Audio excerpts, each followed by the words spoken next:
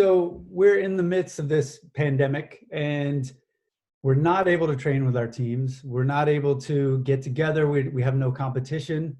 So what can you do by yourself? So the first thing is that this is a great opportunity for mental training. Sports psychology, my field, a lot of people think of it as, okay, I have this problem. I'm choking under pressure, or I've lost my confidence and I have a hard time dealing with anxiety that comes with my sport. So I need to go see someone to get help for that, which is fine. But sports psychology is beyond that. It's more about mental training. So it's about training your mind to be more focused, to be more positive, to be more confident. And so this is a perfect time to work on your mental training, to give yourself time every week, every day, to train your mind to be more positive and more confident. And a couple of the techniques that I suggest, I will actually bring those up. The first one is visualization. I highly recommend that any athlete who's watching this, who wants to do some type of training and get a little better, practices visualization. You practice mentally rehearsing a skill that you're working on. You practice mentally rehearsing some type of action that you're going to do in your sport. You visualize the emotions that you feel, the positivity and the confidence that you feel when competing. And you visualize an outcome. You picture yourself winning your race, scoring a goal, blocking a shot. Mentally rehearse those activities that you would like to accomplish. There's several ways to visualize. You can visualize building skills. You can visualize specific situations in your sport.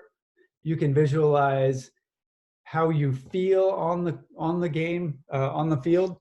You can visualize an event that you've done in the past, an event where you really played up to your best potential and felt really confident and good. Visualize those situations and scenarios. And this is a strong tool that I highly recommend. The majority of my athletes, especially my professionals, they visualize daily. No matter if it's getting better at a skill or some type of situation they might face in their upcoming competition. So visualization is a good way to train your mind when you can't train your body as much. The second thing that I want to let you know is goal setting. This is a quote about knowledge. And you may have a lot of knowledge in your sport, like how to play it. You may know how to visualize. You may know how to do certain exercises. But this knowledge is not power. It's only potential power unless you have a definitive plan of action. And in sports psychology, that's goal setting. And goal setting is knowing what you want to accomplish, what is success for you, and then following the appropriate steps. So the photo that you're seeing here is a high school soccer team that I coached last year. And this was in our semifinal match. It was the biggest crowd anyone that I think that they've seen in the state. It was almost 3,000 people were there to watch this game. And it was a high pressure, high intense game. And our goals, obviously we had a goal to win the game, but our goals were smaller than that. They were around recovery on defense. They were around positivity and communication. There were goals around when to attack and when to defend. So we really had our focus on that. Goal setting is very important for athletes for these reasons. In sports psychology literature and research, we found that this is one of the most highly effective things you can do if you set your goals correctly. They help you increase your motivation and your focus and confidence and help you decrease stress and burnout. And we're in a situation now where there might be a lot of stress in your life. There's a lot of unknowns and doubts might be there. So adjusting your goals is really important, especially because we don't know when this is gonna end and we'll be back on the field.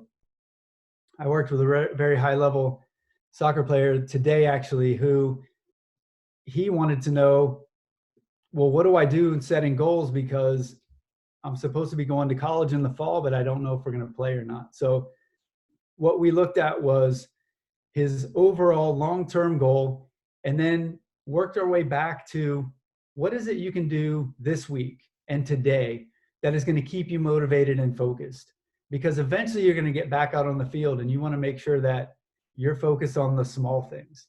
So we make sure that goals are set not just for outcomes, but also for your mindset, for your athletic ability, for your knowledge of the sport, for how you prepare yourself, for how you handle your emotions. You can set goals in all different kind of ways that doesn't necessarily have to be winning a game or scoring a goal or some type of statistical goal like that.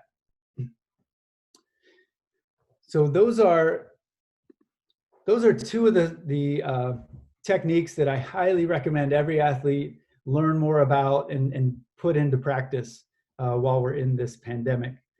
And finally, just let's use this time as a mental training tool in and of itself.